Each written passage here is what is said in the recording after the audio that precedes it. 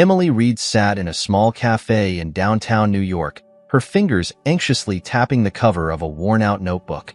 Her auburn hair fell messily over her shoulders, and she looked like a perfect blend of determination and uncertainty. Her gaze was focused on the bustling street outside, but her mind was elsewhere, on Blake Taylor, the man who had recently entered her life with a sudden and overwhelming force. Blake, a towering figure in the publishing world, was everything Emily wasn't: wealthy, influential, and confident. He had been captivated by Emily's raw talent during a writing workshop he had attended as a guest speaker. Unlike most of the attendees who were there for recognition, Emily was there to survive. Her stories were born from hardship, crafted from sleepless nights and the gritty reality of life in a cramped Brooklyn apartment. Their first conversation had been unexpected. After the workshop ended, Blake had approached her with a smile that seemed too charming to be genuine. "Your words have a fire," he had said, his blue eyes piercing hers. "I'd like to help you bring them to a larger audience." Emily's instincts had warned her to be cautious, but the pull was undeniable. There was something in Blake's gaze that promised more than just a business opportunity. It was a spark, a dangerous one that had the potential to set her entire world ablaze. Now, weeks later, Emily found herself deeply entangled with him. Their connection was intense, exhilarating, and yet laced with secrecy. Blake, despite his public bravado, was a man of hidden depths. He had a complicated relationship with his family, one defined by old money, expectations, and an image that had to be meticulously preserved. "Emily," he had told her one evening, his voice low and serious, "we have to be discreet. It's not just my reputation. There are people who wouldn't understand us, or what we have." At first, Emily had agreed. The thrill of sneaking around, of secretive meetings in dimly lit corners of expensive restaurants, was intoxicating. But as the weeks turned into months, the strain of their clandestine romance began to weigh on her. She wanted more time, more honesty, more of Blake. One evening, as they lay in his luxurious Manhattan penthouse, Emily felt the urge to confront him. "Why are we hiding, Blake?" she asked, her voice barely above a whisper. "What are you so afraid of?" Blake's jaw tightened, a familiar sign of his inner turmoil. "It's complicated, Emily. You know that. Is it your family? Your image?" she pressed, feeling the frustration rise within her. "Or is it me? Am I not good enough for you to be seen with?" His eyes flashed with anger, but there was also a hint of something softer, perhaps guilt, or maybe regret. "It's not about you," he insisted. "It's about everything that comes with me. You deserve more than to be dragged into that mess." But Emily didn't want to be protected. She wanted to be chosen, fully and without hesitation. And in that moment, she realized that Blake, for all his allure and power, was a man deeply shackled by his own fears. As she walked home that night, the chilly autumn air biting at her skin, Emily felt a familiar pang of loneliness. Blake was the most exhilarating thing that had ever happened to her, but he was also the most elusive. And the question that lingered in her mind was whether she could continue loving a man who seemed unwilling to love her openly. But she knew one thing for certain. She was no longer the scared, struggling writer she had been when they first met. She was stronger now, and she was prepared to fight for what she wanted, even if it meant risking heartbreak. Blake Taylor stood in his spacious office, staring out of the floor-to-ceiling windows that offered a breathtaking view of Manhattan's skyline. The city's lights glittered against the darkness, a sight he usually found empowering. Tonight, however, it was only a reminder of the chaos brewing inside him. "Cancel my dinner plans," Blake instructed his assistant over the phone. His voice was firm, but a hint of frustration seeped through. "Yes, Mr. Taylor," the assistant replied, accustomed to Blake's unpredictable schedule. Blake tossed his phone onto his mahogany desk and ran a hand through his neatly styled hair. The truth was, he wasn't merely canceling dinner. He was trying to buy time to think, to strategize, to justify what he was about to do. The decision weighed heavily on him, but he couldn't afford hesitation. Earlier that day, Blake had received disturbing news about Emily's family. An investigator he had hired to discreetly check on her background had uncovered the truth. Emily's mother was gravely ill, and the family's debts were escalating beyond control. It was clear that Emily had been struggling far more than she had let on. Blake's initial reaction had been a mixture of anger and concern. Anger that Emily hadn't been honest with him, and concern for the woman he secretly cherished. But it was more than just her silence that troubled him. It was the fact that her situation could potentially expose him to public scrutiny if their relationship were ever revealed. He knew how the media would twist the narrative. A powerful magnate taking advantage of a young woman in financial distress. It would be a scandal, one his family and partners wouldn't tolerate. Blake had tried to distance himself from his family's rigid expectations for years, but the pressure had never truly lifted. He could hear his father's voice in his mind, cold and judgmental. "You represent the Taylors, Blake. Your choices affect all of us." The weight of that legacy was crushing. He knew what he had to do, even if it meant breaking both of their hearts. He had to let her go. The decision solidified in his mind, but his heart felt like it was being ripped apart. He couldn't bear to face Emily and watch her confusion turn into hurt. Cowardly, perhaps, but it seemed kinder than a confrontation. So, Blake did what he did best. He built a wall, high and unyielding, around himself. That evening, Emily waited for Blake in a small Italian restaurant they had chosen as one of their secret meeting spots. The cozy ambience, with its warm lighting and scent of fresh pasta, had always felt like an oasis for them. One of the few places where they could be just Blake and Emily, not a billionaire and an aspiring writer. But as the minutes turned into hours, Emily's hopeful smile began to fade. Her calls went unanswered, and her texts were marked as read but without a response. Panic and confusion surged through her. Finally, unable to bear the awkward stares of the waitstaff any longer, Emily gathered her things and left the restaurant. She made her way to Blake's building, hoping for some explanation. The doorman recognized her and let her in, but as she approached Blake's penthouse door, she was met with cold silence. She knocked, first softly, then with increasing urgency. Still, no answer. Her heart raced as the reality sank in. Blake wasn't avoiding her. He was shutting her out completely. Back on the cold streets of Manhattan, Emily felt a strange mix of numbness and despair.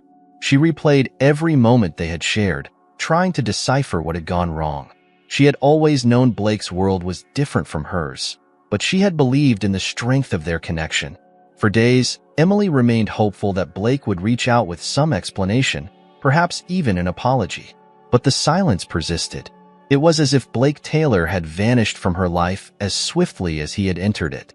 Determined not to crumble under the weight of rejection, Emily poured herself into her writing. It was the only place where she felt she still had control. Her pain bled into her words, giving her stories a raw, palpable intensity. Months later, Emily's hard work paid off when a small publishing house accepted her latest manuscript. It wasn't a large advance, but it was enough to cover some of her family's debts. And more importantly, it was proof that she could survive without Blake Taylor. Still, late at night, when the city was quiet and her apartment felt emptier than usual, Emily couldn't help but wonder if Blake had ever really cared. The question haunted her, gnawing at the corners of her resolve. But she had learned one thing for sure. She was no longer the same Emily Reed who had fallen for a man with a guarded heart. She was stronger, fiercer, and she was determined to build her own path, even if it meant doing so without the man she once thought she loved. 3 years had passed since the last time Emily Reed had seen Blake Taylor. The memories had faded, but they were never truly gone. She had spent those years pouring her pain, anger, and lingering love into her writing. Every word she wrote seemed to carry a piece of him, a shadow of their past that she couldn't quite erase. And now, Emily found herself on the verge of something she had only dreamed about. Her book was becoming a bestseller. It was called Beneath the Gilded Lies, a tale of passion, betrayal, and secrets that lingered in the halls of wealth and power. While fictional, the story was deeply personal, carrying echoes of her own experiences with Blake. The launch party for the book was held in a stylish venue in Soho, filled with editors, literary critics, and enthusiastic readers. Emily stood at the center of the room, surrounded by applause and praise. For the first time in years, She felt a sense of validation, a triumph she had long sought. "Emily, this is just the beginning," her agent, Vanessa, exclaimed with excitement. "Everyone's talking about the mysterious triple boys in the story. They're such a compelling part of the narrative. Where did you get the inspiration for them?" Emily's smile faltered for a fraction of a second. The triple boys, as they were being called, were three enigmatic characters in her novel, each representing different aspects of loss, abandonment, and the search for identity. They were born out of a painful part of her own past that Emily could hardly explain, even to herself. "Just fragments of a dream," Emily replied vaguely, not wanting to dive into the details. Vanessa nodded, seemingly satisfied, but her gaze lingered curiously on Emily, sensing there was more behind the words than the author was letting on. Meanwhile, across town, Blake Taylor sat in his luxurious office, flipping through the pages of a magazine. His eyes landed on a headline that made his heart skip a beat. "Beneath the Gilded Lies Takes the Literary World by Storm." The article featured a photograph of Emily, radiant and confident, holding her book. Blake's chest tightened. He hadn't expected to see her like this, successful, thriving, and entirely out of his reach. He hadn't read the book yet, but he had heard about its popularity. Curiosity, mixed with a sense of unease, gnawed at him. It was a story he couldn't ignore, even if he wanted to. On a cold October night, after a long day of meetings and negotiations, Blake finally decided to read the book. He settled into his leather armchair, a glass of bourbon in hand, and began to turn the pages. At first, the story seemed to be a familiar tale of love and betrayal among the elite. But as he read further, a strange feeling of recognition crept over him. The characters' words, the settings, even the emotions, they all seemed eerily personal. Then came the chapter about the triple boys. The story described three young boys, each born under mysterious circumstances, each marked by a sense of abandonment. Blake's hands trembled as he read on. There was something deeply unsettling about this part of the story, something that resonated with a hidden truth from his own past that he had never spoken about, not even to Emily. By the time he reached the end of the book, Blake felt exposed, as if Emily had peeled away the layers he had carefully constructed around his life. He couldn't shake off the suspicion that she knew more about his past than he had ever intended to reveal. How could she have written such intimate details? And why had she chosen to focus so intensely on the story of the three boys? Blake's mind raced as he considered his options. This wasn't just a book. It was a direct challenge, a public declaration that threatened to reveal secrets he had buried long ago. Driven by anger and fear, Blake made a decision. He reached for his phone and dialed the number of his lawyer, Jonathan. "Jonathan," Blake said, his voice cold and determined, "I need you to file a defamation lawsuit against Emily Reed. It's about her new book." "Are you sure about this, Blake?" Jonathan asked cautiously. A legal battle could draw more attention to the story. "Are you prepared for that kind of scrutiny?" Blake hesitated for a moment, but then his resolve hardened. "I am. She crossed a line, and I won't let her get away with it." The news of the lawsuit hit Emily like a punch to the stomach. She had woken up to a barrage of calls from journalists, her publisher, and even friends she hadn't heard from in years. The media frenzy was relentless, filled with speculation and rumors.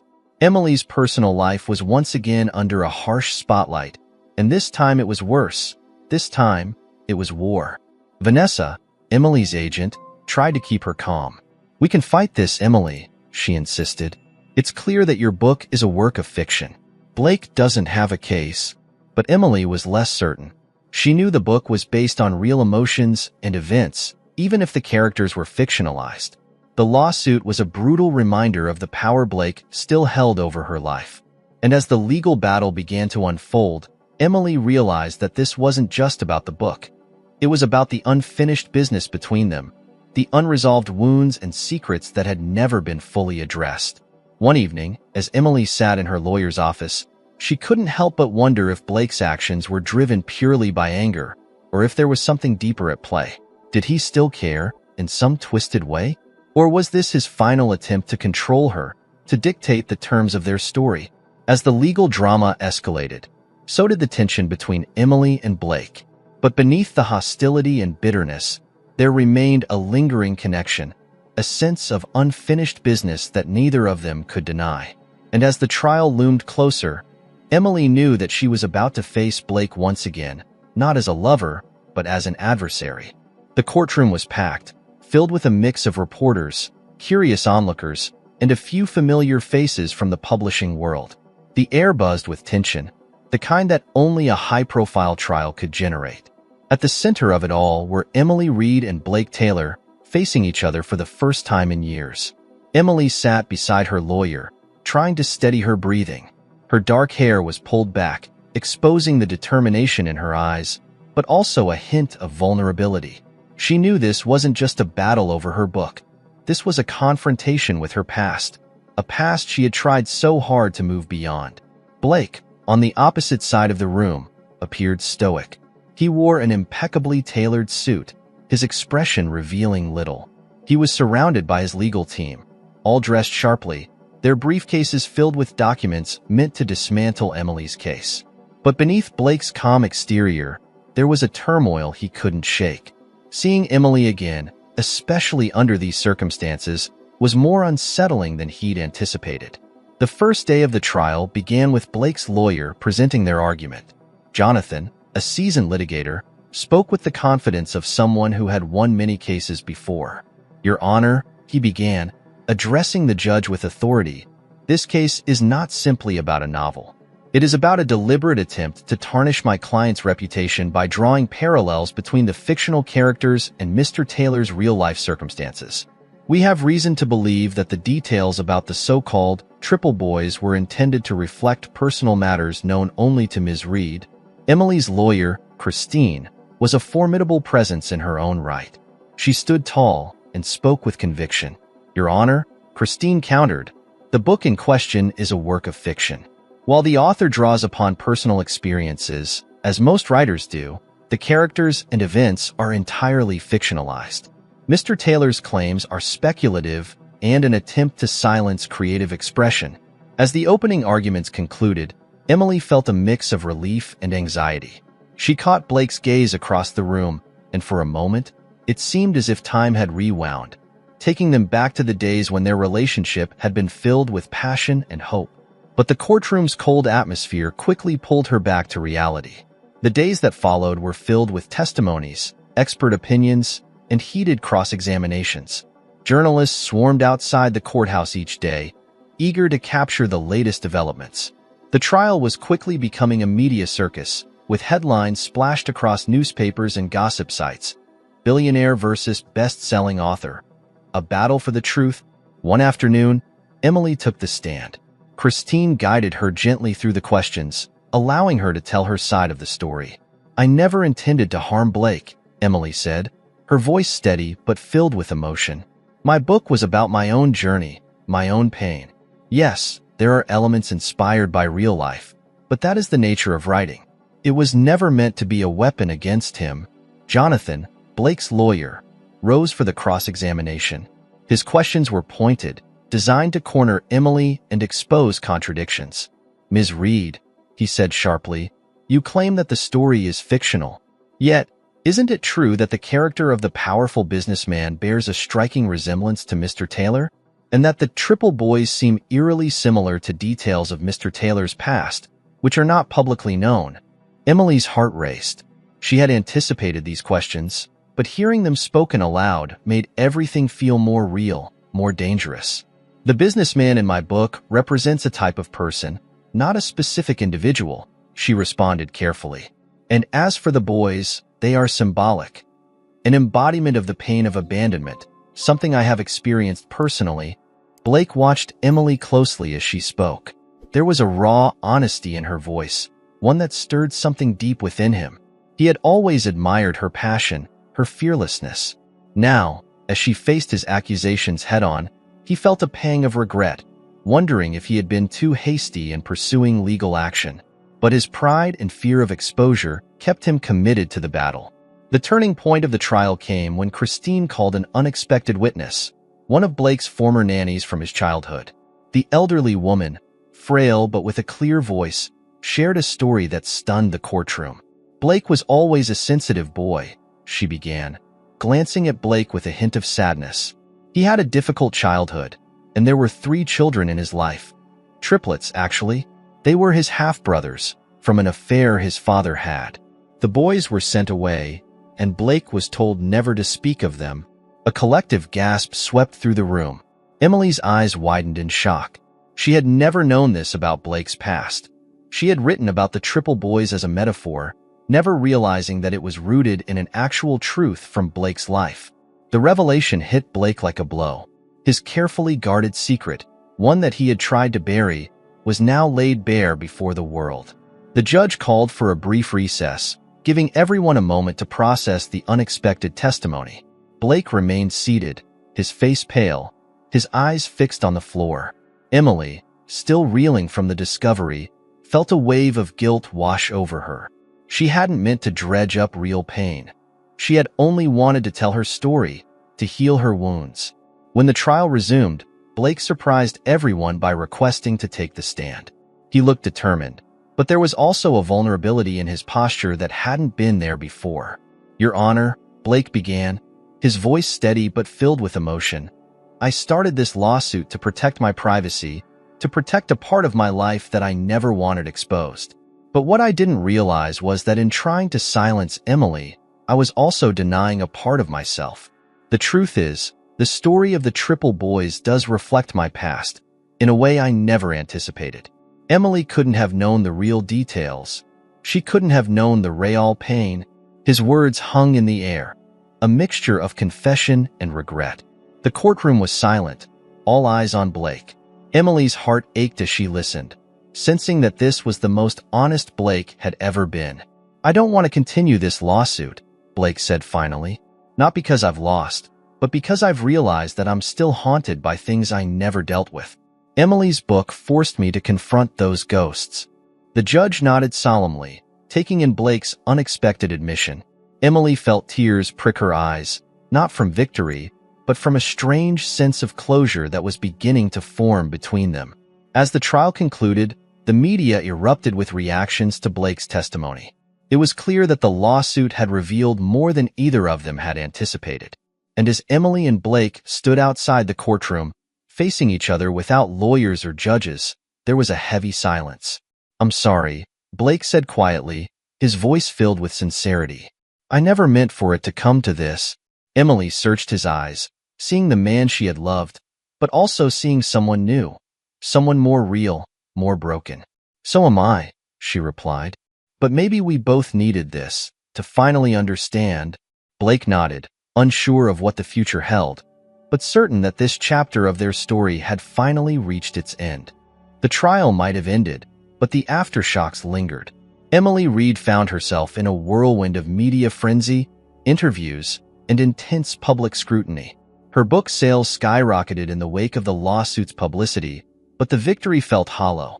The courtroom had revealed things she wasn't prepared to confront, about Blake, about her writing, and about her own motivations. In the quiet of her apartment, Emily often found herself lost in thought. She gazed at the framed cover of Beneath the Gilded Lies on her wall, a reminder of her achievement, but also of the painful journey that had led her there. Blake's revelation about the triplets had been a shocking twist, one she still struggled to comprehend. It had felt like an eerie coincidence, as if her writing had somehow tapped into a hidden truth, one that was never hers to uncover. Meanwhile, Blake Taylor was also trying to make sense of what had happened. The trial had forced him to confront a part of his past that he had buried so deeply, even he had started to believe it was gone. The revelation of his half-brothers, the triplets, had reopened old wounds, ones tied to his father's affair and the subsequent scandal that had almost destroyed the Taylor family's image. He had spent his entire life distancing himself from that legacy, only to have it resurface in the most unexpected of ways. Blake found himself drawn to Emily's book again, this time reading it with a different perspective. He wasn't searching for parallels to his life. Instead, he was trying to understand her pain, her struggles, and what had driven her to write such a story. As he turned the pages, he saw a reflection of his own loneliness mirrored in her words. It was both haunting and comforting, a strange sense of connection that he couldn't shake off.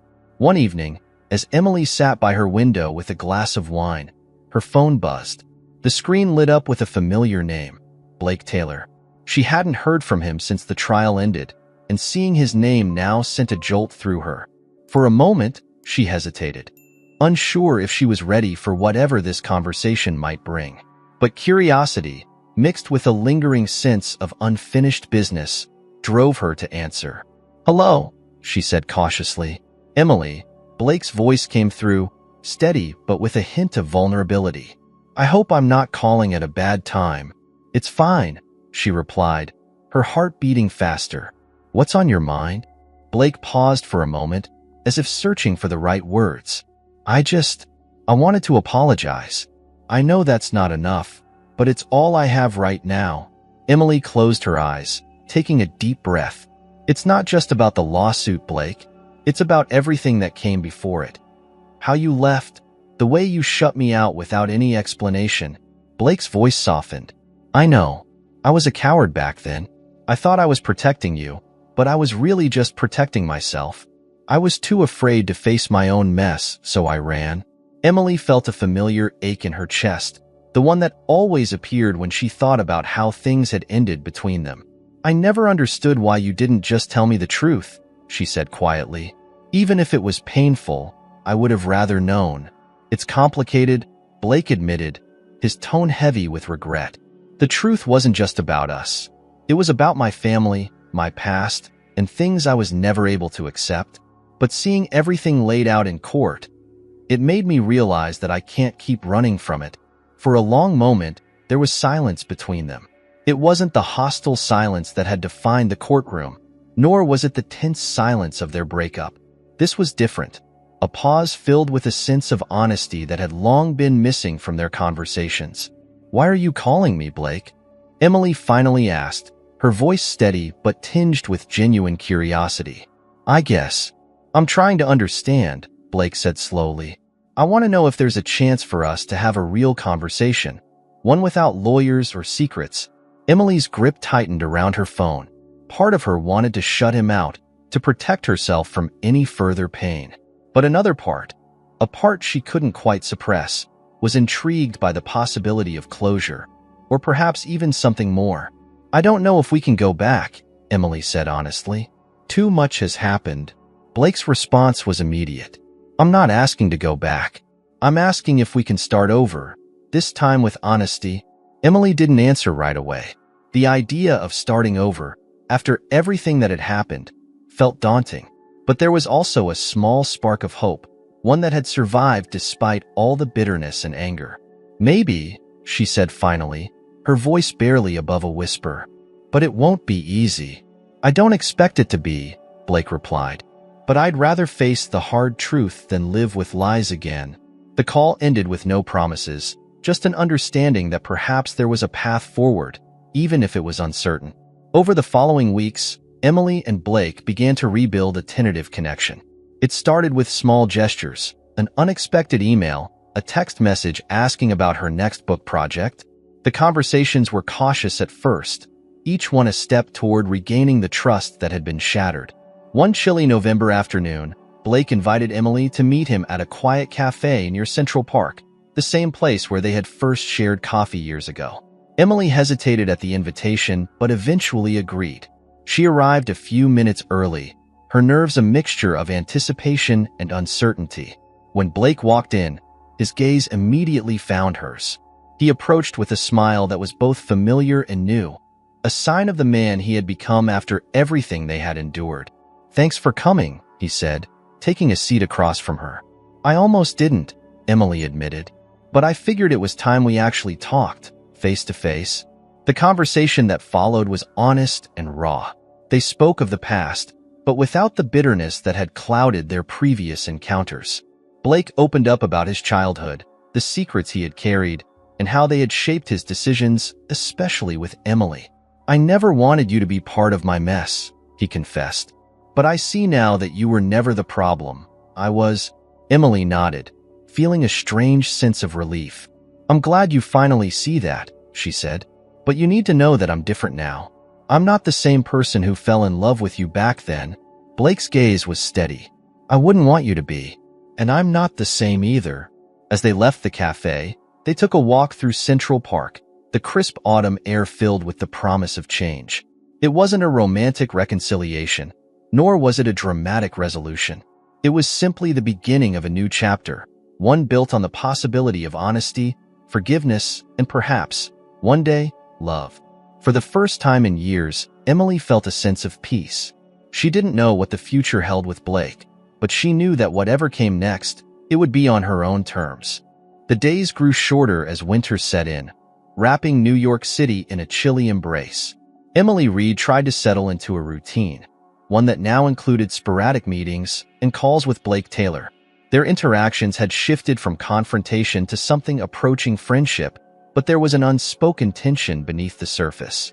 It was a mix of unfinished emotions and unaddressed questions about the past, about the 3 lost boys from Blake's life, and about whether they were truly capable of rebuilding anything meaningful. One December morning, Emily was in the middle of revising her next manuscript when she received an unexpected message from Blake. "Can we meet tonight? I have something important to share." There was no hint of his usual formality. The message was direct, almost urgent. Emily's heart fluttered with a mix of anticipation and apprehension. She agreed, and they arranged to meet at a small bar on the Upper West Side, a place far removed from the glamorous venues Blake usually frequented. When Emily arrived, she found Blake already seated at a dimly lit table in the corner, his face etched with seriousness. "Thanks for coming," he said as she approached, standing briefly before gesturing for her to sit. "Of course," Emily replied, trying to read the expression in his eyes. "What's going on, Blake?" He took a deep breath, as if preparing himself for a difficult confession. "I've been doing a lot of thinking since the trial," he began. "Not just about us, but about those 3 boys." Emily tensed at the mention of them, unsure of where this conversation was heading. "The triplets," she said quietly. "I never knew the truth, Blake. It was never meant to be about your real brothers." "I know," Blake said, his voice softening. "But after everything that came out in court, I couldn't stop thinking about them. I've tried to bury that part of my life for so long, but I realized I need answers. Answers I've been running from for years." He paused, looking down at the drink in front of him before meeting Emily's gaze. "I'm going to find them, Emily. I've already started the search." The words hung in the air between them, heavy with meaning. Emily felt a surge of unexpected emotion, hope, sadness, and a deep sense of empathy for Blake's journey. "Do you think you'll be able to find them?" she asked, her voice barely above a whisper. "I don't know," Blake admitted, "but I have to try. I owe it to them and to myself." Emily nodded, feeling a strange mixture of admiration and sorrow for the man sitting across from her. He was still the powerful, guarded Blake Taylor she had known, but there was something different now, a vulnerability she had never seen before. "What will you do if you find them?" she asked, genuinely curious about what this search meant for him. Blake's eyes were filled with a mixture of fear and determination. "I don't know if they'll want anything to do with me," he said honestly, "but at least I'll have tried. At least I'll know I didn't just let them disappear without a trace." For the first time since their relationship had begun, Emily saw Blake not as the untouchable magnate, but as a man deeply marked by his past, someone struggling to reconcile the pieces of a broken family. It stirred something within her, a tenderness that she had tried to suppress for so long. "I hope you find them," she said sincerely, "and I hope it brings you the peace you've been looking for." Blake reached across the table, taking her hand in his. "Thank you," he said, his voice thick with emotion, "for everything. For writing the book, for forcing me to face things I never had the courage to confront." Emily's eyes brimmed with unshed tears. "I never wanted to hurt you, Blake," she said, "but I needed to tell my story, even if it meant revisiting painful memories." "I understand that now," Blake replied, "and I think I needed to hear it." As the evening progressed, their conversation shifted to lighter topics. They reminisced about their early days, laughing over shared memories that seemed so distant now.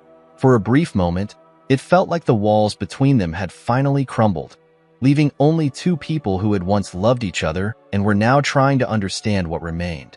But the search for the triplets had only just begun. Blake's decision to find them set off a series of events that neither of them could have anticipated. As weeks passed, Emily found herself increasingly drawn into Blake's quest.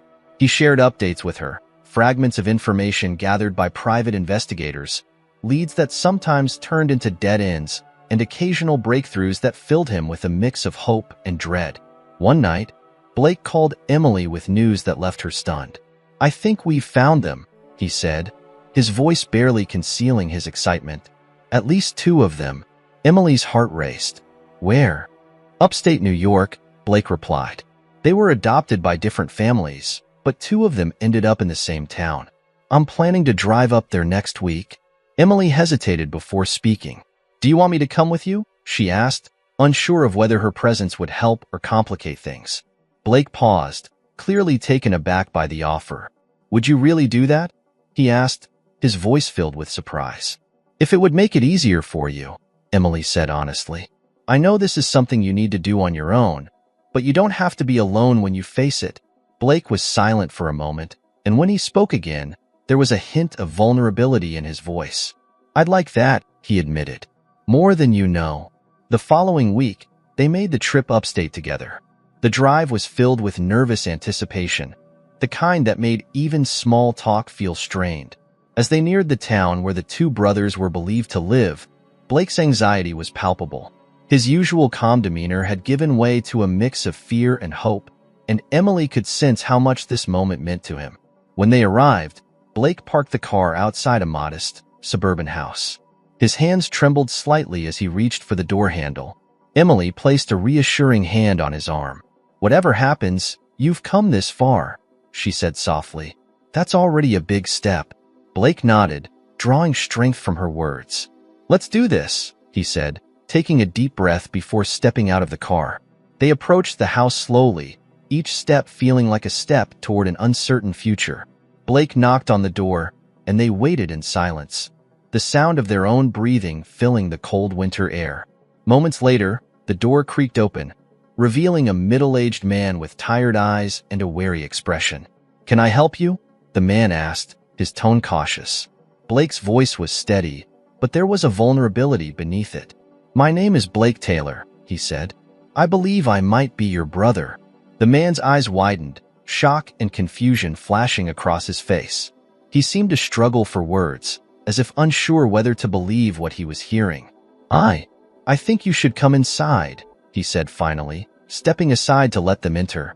As they crossed the threshold, Emily watched Blake closely, her heart aching for him. This was the moment he had been seeking, but it was also the beginning of a journey filled with unknowns. Inside, they sat down in a small living room, the air thick with tension and unspoken questions. Blake's brother, one of the lost triplets, looked at him with a mixture of disbelief and cautious hope. "So, you're really him," the man said slowly, still trying to process the reality. "We always wondered if we'd ever find you." Blake's eyes were filled with emotion. "I never stopped thinking about you," he said, his voice breaking. "I just didn't know how to find you. Until now." Emily watched as the 2 brothers began to share their stories, piecing together fragments of a shattered past. It was a moment of reconciliation, not just for Blake, but for the family he had lost and was now trying to rebuild. For Emily, it was a reminder of the power of truth, even when it was painful. And as she sat beside Blake, she felt a sense of closure, not just for their past, but for the parts of themselves that had been broken by secrets and silence. Winter had settled firmly over New York, painting the city in shades of gray. Emily Reed, back in her small apartment, found herself reflecting on the recent trip upstate with Blake. It had been one of the most intense experiences of her life, watching Blake reunite with one of his lost brothers. The meeting had been raw and awkward, but beneath the initial shock, there was a sense of cautious hope. In the days that followed, Blake struggled to process everything that had come to light. His brother's name was Caleb, and he was a quiet man who seemed to carry the same guarded vulnerability that Blake often did. Their first few conversations had been filled with tentative questions, each one uncovering painful fragments of their shared past. Emily felt both drawn to and distanced from Blake during this time. She wanted to support him, but she knew that this was a journey he had to navigate largely on his own. Their phone calls became more frequent, though, and each conversation carried an unexpected intimacy. It wasn't the romantic tension they had once shared, but rather the raw, unfiltered honesty of two people who had been through hell and were now trying to make sense of it all. One evening, Blake called unexpectedly. "Emily," he said, his voice low and almost hesitant. "There's something I need to talk to you about, in person." Emily's heart quickened, uncertainty flooding her. "Of course," she said. "Where do you want to meet?" "Would you mind coming to my place?" he asked. "I think it would be easier." Emily agreed, though a part of her wondered what he could possibly need to say that required this level of privacy. When she arrived at Blake's penthouse, the memories of their past flooded back, the secretive dinners, the stolen moments of intimacy, and the walls of wealth that had once felt like barriers between them. Blake greeted her at the door, his expression serious but warm. "Thanks for coming," he said, stepping aside to let her in. "Is everything okay?" Emily asked, her tone gentle but filled with concern. Blake led her to the living room, where they sat on opposite ends of a large, leather couch. "I found the third brother," he announced, his voice surprisingly calm. Emily's eyes widened in shock. "You did? Where?" "He's in California," Blake explained. "His name is Luke. I've spoken to him on the phone and he seems open to meeting." Emily tried to process the information, her mind racing with questions. "That's amazing, Blake," she said sincerely. "How do you feel about it?" Blake ran a hand through his hair, a gesture that Emily recognized as one of stress. "It's a lot to take in," he admitted. "Caleb and I are still trying to figure things out, and now there's Luke. It's overwhelming, but I can't stop now. I need to see this through." There was a pause, a moment heavy with unspoken thoughts. Emily sensed there was more to what Blake wanted to say. "Emily," he began, his voice softer, "I've been thinking a lot about everything we went through about us." The words hung in the air, charged with a mix of nostalgia and unresolved feelings. Emily's chest tightened. She had been preparing herself for this conversation for months, but now that it was happening, she wasn't sure how to respond. "I've thought about it too," she admitted, her voice quiet. "But I don't know if we can ever go back to what we were." Blake nodded slowly. "I'm not asking to go back," he said. "I know too much has changed, but I also know that I never stopped caring about you, even when I tried to convince myself that I had." Emily's eyes shimmered with emotion, a blend of anger, sadness, and lingering affection. "You hurt me, Blake," she said, her voice trembling slightly. "And it wasn't just the breakup. It was the way you abandoned everything without a word, as if I didn't matter." Blake's expression was filled with regret. "I know," he said. "I was a coward, and I'm sorry for everything I put you through. I wish I could change the past, but all I can do now is try to be better in the present." Emily looked away, fighting back tears. The wounds were still fresh, even after all this time. "I don't know if I can trust you again," she said honestly. "Not in the same way." Blake reached across the table, his hand resting inches away from hers. "I understand," he said quietly. "I don't expect forgiveness, and I don't expect things to magically go back to the way they were. But I'm willing to try if you are." Emily considered his words carefully. There was a sincerity in his voice that hadn't been there before, a rawness that made her believe he was genuinely trying to change. But the scars were deep, and she wasn't sure if she could open herself up to him again, not without risking more pain. "I need time," she finally said. "I can't just jump back into something without knowing if it's real this time." Blake nodded, his eyes filled with a mix of understanding and longing. "I'll give you all the time you need," he promised. "I'm not going anywhere." The conversation ended without any grand declarations, but there was a quiet sense of possibility in the air, a fragile hope that maybe, just maybe, they could rebuild something new from the ashes of the past. In the following weeks, Blake continued his efforts to reconnect with his brothers.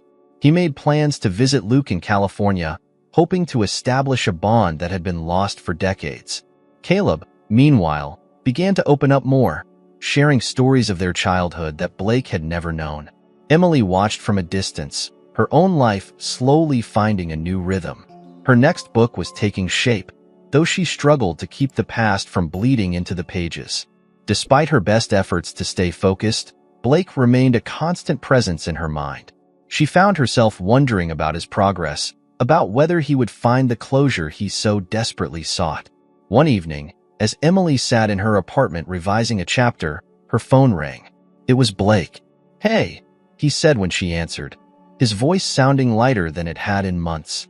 "I just got back from California." Emily's heart lifted at the news. "How was it?" she asked eagerly. "It was complicated," Blake admitted, "but good." Luke was hesitant at first, but we managed to have a real conversation. "There's still a lot to work through, but I think we're on the right path." Emily smiled, genuinely happy for him. "I'm glad to hear that, Blake. I really am." There was a pause on the line. The kind that usually meant something deeper was about to be said. "Emily," Blake began, his tone serious but hopeful. "I want you to know that finding my brothers has made me realize something important. I don't want to lose the chance to be honest with you, to make things right between us. Whatever that might mean." Emily's chest tightened, a mixture of fear and hope coursing through her. "I don't know what the future holds for us, Blake," she said honestly, "but I do know that I don't want to lose you completely. Maybe we can figure it out one step at a time."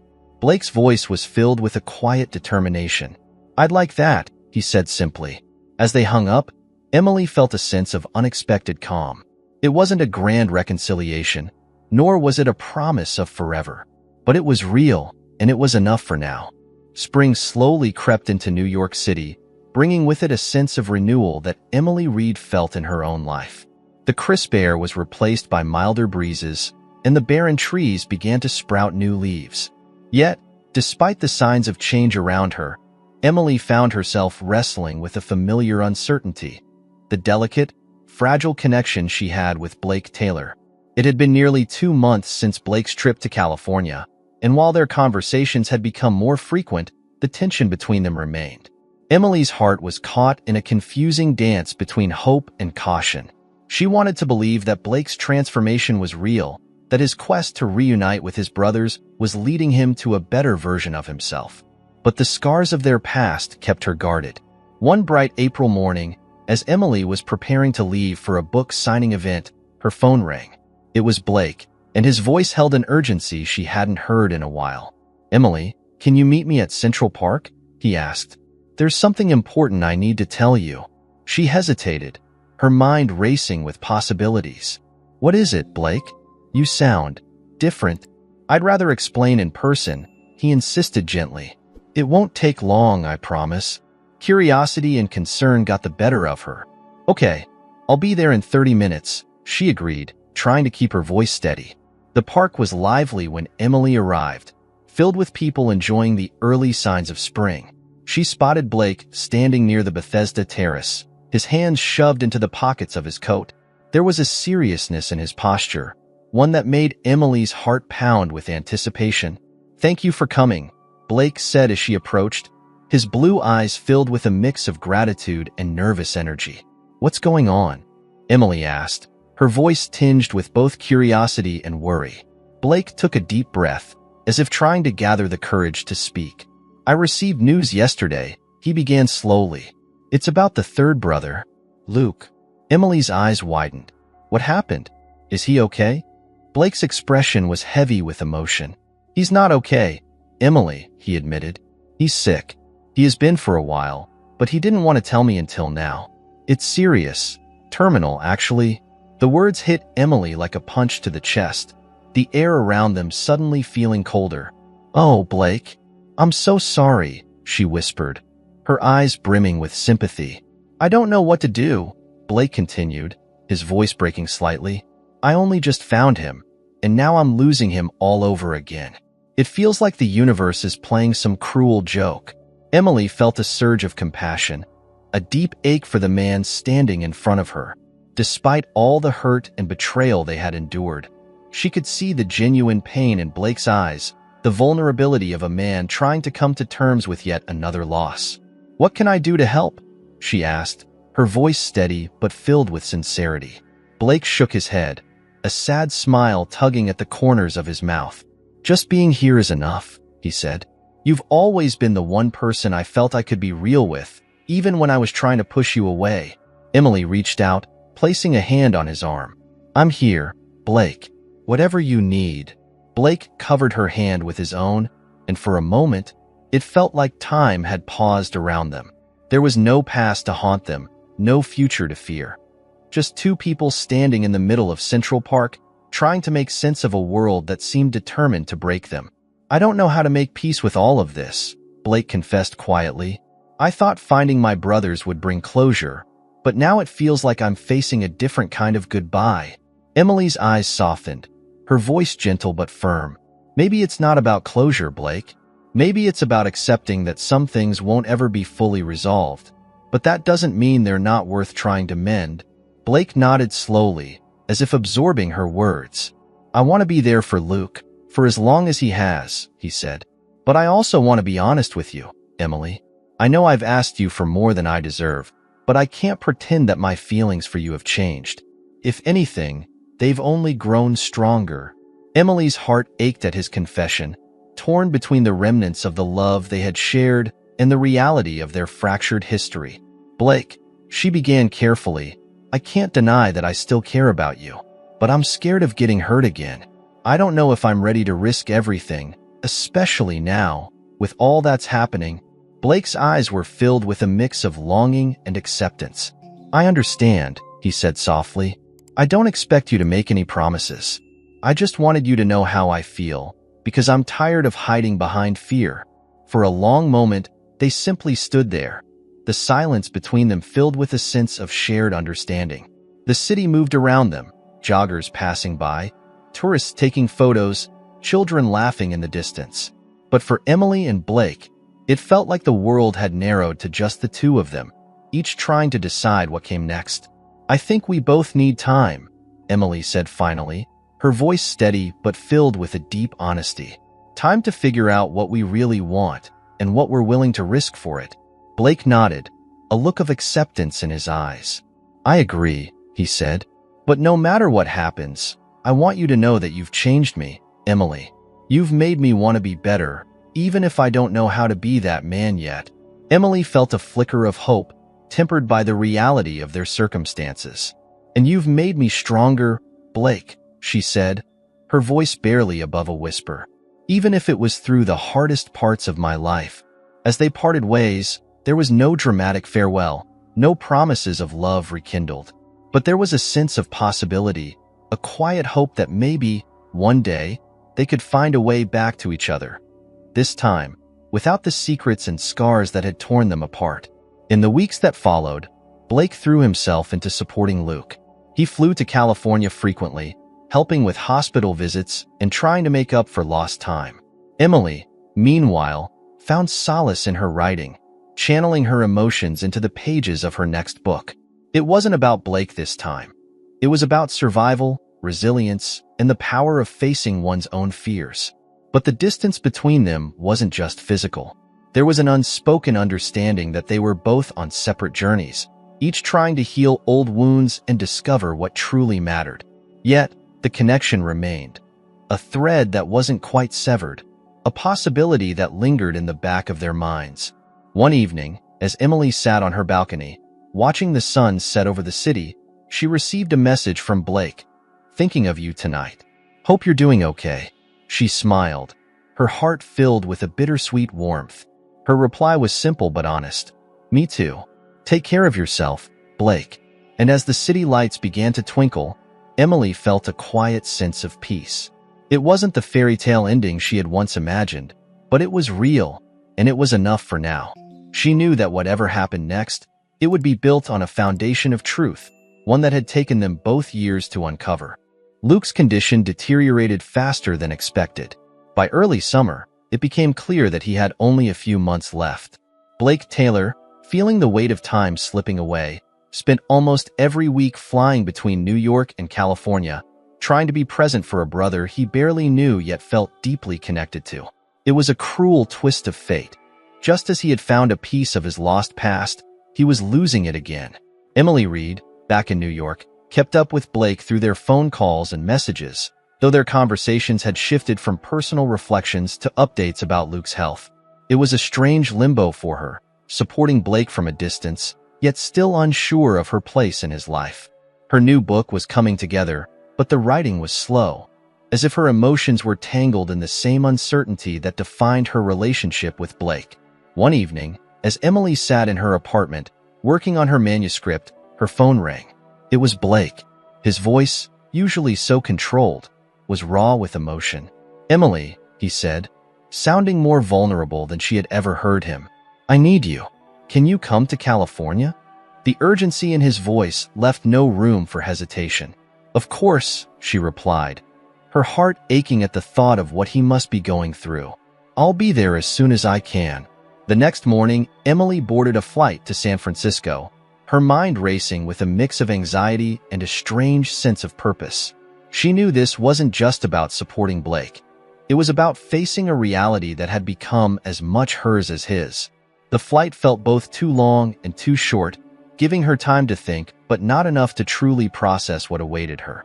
When she arrived at the small hospital in Marin County, Blake was waiting for her in the lobby. He looked exhausted, his face lined with worry and sleepless nights. As soon as he saw Emily, he pulled her into a tight embrace, his body trembling with the weight of unspoken emotions. "Thank you for coming," he whispered, his voice barely audible. "Of course," Emily said, holding him close. "I'm here for you, Blake. Whatever you need." They stood like that for a moment, the hospital's sterile lights casting a harsh glow over them. There were no grand declarations, just a shared understanding of the gravity of the situation. "Luke wants to meet you," Blake said softly, pulling back slightly to look at her. "I told him about you, about us. He's curious to know the person who made me face my own demons." Emily felt a surge of emotion, a mix of honor and apprehension. "I'd be happy to meet him," she said, trying to keep her voice steady. Blake led her down the hall to Luke's room. The sight of him was both heartbreaking and humbling. A man in his early 30s, lying in a hospital bed, his body frail but his eyes still bright with a quiet strength. Despite the tubes and monitors surrounding him, there was a calmness in Luke's demeanor that suggested a peace Emily couldn't quite understand. "Luke, this is Emily," Blake said, his voice filled with tenderness. "Emily, this is my brother." Luke managed a weak smile, his eyes filled with curiosity. "So, you're the writer," he said, his voice raspy but warm. "I've heard a lot about you." Emily smiled back, feeling a strange sense of connection. "And I've heard a lot about you too," she replied. "It's good to finally meet you." The three of them spent the next hour talking, the conversation drifting between stories of the past and reflections on the present. Luke's humor was sharp, even in his weakened state, and he seemed genuinely interested in Emily's work and her relationship with Blake. Despite the circumstances, there was a surprising sense of warmth in the room, a glimpse of the family bond that had been lost for so long. As the days passed, Emily stayed by Blake's side, offering whatever support she could. She wasn't just there for him. She found herself caring deeply for Luke, drawn to his courage and resilience. It was a strange, bittersweet experience, sharing these final moments with someone she had only just met but felt intrinsically connected to through Blake. One evening, after a particularly difficult day, Blake and Emily found themselves alone in a small garden outside the hospital. The night was quiet, the stars visible through a clear California sky. Blake's face was etched with grief, and Emily sensed that he was nearing a breaking point. "I don't know how to let go," Blake said suddenly, his voice breaking. "I just found him, and now I have to say goodbye. It feels so unfair." Emily reached for his hand, her own eyes filled with tears. "It is unfair," she agreed softly. "But you're here, Blake. You're giving him the love and support he's needed all these years. That's what matters now." Blake turned to look at her, his eyes filled with a raw vulnerability. "I couldn't have done this without you, Emily," he admitted. "You're the one who made me face everything I've been running from. You're the reason I found Luke at all." Emily's heart ached at his words, a mix of love and sadness that was almost overwhelming.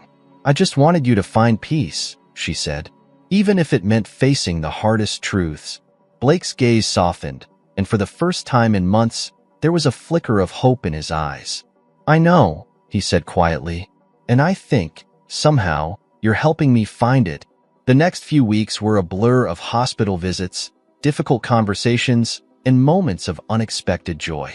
Luke's condition continued to worsen, but he remained lucid, often sharing stories with Blake and Emily that painted a picture of a life filled with both hardship and moments of grace. On a warm afternoon in late June, Luke's condition took a sudden turn for the worse. The doctors warned Blake that the end was near, and the family gathered to say their final goodbyes. Blake stayed by Luke's side, holding his hand, tears streaming down his face. "Thank you for finding me," Luke whispered weakly, his voice barely audible. "I always hoped, but I never thought." Blake leaned in, his voice choked with emotion. "I love you, Luke," he said, his words raw and filled with pain. "I'm sorry it took so long." Luke managed a faint smile, his eyes filled with acceptance. "You're here now," he said. "That's all that matters." Luke passed away peacefully that night, surrounded by love, something he had been deprived of for so long. Blake was devastated, his grief overwhelming, but there was also a sense of closure, a feeling that he had finally done right by his brother, even if it had come too late. In the days that followed, Blake and Emily remained in California, processing the loss together. There was no rush to return to their lives in New York. For now, they simply needed to be present, to grieve and to heal. One evening, as they sat on the balcony of a small hotel overlooking the Pacific Ocean, Blake reached for Emily's hand. "I don't know what happens next," he said honestly, "but I know that I don't want to face it alone." Emily's eyes were filled with tears, but there was also a quiet strength in her expression. "Neither do I," she said softly, "but I think, maybe, we're finally ready to try." Blake pulled her closer, his embrace filled with a tenderness that spoke of both past regrets and future hopes. It wasn't a fairy tale ending, but it was real. It was messy and imperfect, but it was built on a foundation of truth and shared pain. As the sun set over the ocean, they sat in silence, letting the waves carry away the remnants of old wounds. There were no promises of forever, but there was an understanding that whatever came next, they would face it together. And for the first time in a long while, Emily felt a sense of peace, a feeling that perhaps, after everything, they had found their way back to each other, stronger, wiser, and ready to start anew. In the months that followed Luke's death, Blake and Emily slowly returned to New York, each carrying a different kind of heaviness in their hearts. The grief lingered, but so did a sense of hard-won closure. Blake had reconciled with the ghosts of his past, and Emily, for the first time, felt that she had truly helped someone find a piece of their lost self. The city seemed different now, less overwhelming and more welcoming, as if it were acknowledging the changes within them. Emily settled back into her routine, finding solace in her writing once more. She knew she had a new story to tell, not just about heartbreak or redemption, but about resilience in the face of unexpected loss. Blake, on the other hand, was determined to make significant changes in his life. He stepped back from the intensity of his business ventures, delegating more responsibilities to his trusted executives. It was a surprising shift for a man who had once been defined by his relentless ambition, but Blake was no longer driven by the same compulsions. His priorities had shifted. One crisp October morning, as Emily sat at a cafe revising the final chapters of her latest manuscript, she received a text from Blake. "Meet me at the bench near Bow Bridge. I have something I need to share with you, asterisk." Emily's heart fluttered with a mixture of anticipation and uncertainty. It had been weeks since they'd had a truly meaningful conversation. Life had pulled them in different directions as they tried to make sense of who they were, both individually and together. But she knew this meeting felt different, that it carried a sense of finality, or perhaps a new beginning. When Emily arrived at Central Park, she found Blake sitting on the bench they had often visited during the early days of their secret relationship. The leaves around them were vibrant with autumn colors, creating a picturesque scene that seemed almost poetic in its simplicity. Blake stood as she approached, his eyes bright but serious. "Thank you for coming," he said, his voice filled with sincerity. "Of course," Emily replied, taking a seat beside him. "What's on your mind?" Blake took a deep breath, his gaze steady but filled with emotion. I've been doing a lot of thinking, he began. About everything, us, my family, the choices I've made. And I realized something that I need to say, not just for your sake, but for mine. Emily's heart pounded in her chest, her emotions a complex mix of hope and apprehension. Go on, she urged gently. Blake's expression was earnest, his words deliberate. I know I've hurt you deeply, more than once, he said, and I can't change the past, but I want you to know that I'm truly sorry, not just for how I left, but for how I failed to see the depth of what we had. Emily's eyes shimmered with unshed tears. I believe you, she said quietly, and I've had to come to terms with my own part in it too. I used my writing as a way to protect myself, to keep you at a distance, even when I still cared. Blake nodded, a look of understanding passing between them. We've both changed, Emily, he said, but the truth is, I still love you. I know that might sound selfish, given everything that's happened, but it's the most honest thing I can say right now. Emily's breath caught in her throat, the words landing with a force she hadn't expected. Part of her wanted to leap into his arms, to reclaim the love that had once burned so brightly between them. But another part, the one that had learned from heartbreak, urged caution. I still love you too, Blake, she admitted, her voice steady but filled with vulnerability. But I need to know that this time, it's real. I can't go through the same cycle again. Blake reached for her hand, his grip warm and firm. I don't want to repeat the past either, he said. I want something different, something honest. I know we can't erase what's happened, but I think we can build something stronger if we're both willing to try. Emily looked into his eyes, seeing a sincerity that hadn't been there before. It wasn't the desperate, possessive love of their early days. It was something deeper, grounded in the pain and growth they had experienced separately and together. I'm willing to try, she said softly, but I need us to take it slow, to really understand each other this time. Blake's face broke into a relieved smile. Slow is fine with me, he agreed. I just want to be with you, Emily, in whatever way that means. No more secrets, no more running. The two sat in comfortable silence for a while, watching the leaves fall around them, carried by a gentle breeze. It was a moment of clarity, not a fairy tale ending, but the beginning of something new. An uncertain path, but one they were ready to walk together, step by cautious step. In the weeks that followed, Emily and Blake slowly rebuilt their relationship. It wasn't easy. There were still moments of doubt, flashes of old wounds that resurfaced unexpectedly. But they faced each challenge with honesty, allowing themselves to be vulnerable in a way they had never been before. They began to create new memories, ones untainted by past mistakes. One evening, as they sat together in Emily's apartment, Blake handed her a small envelope. What's this? She asked, curiosity piqued.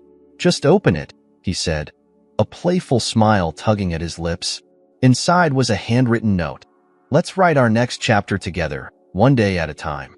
Emily looked up, tears of joy in her eyes. Are you sure? She asked, her voice filled with both hope and disbelief. Blake nodded. More than ever, he said. I don't know what the future holds, but I know I want to face it with you.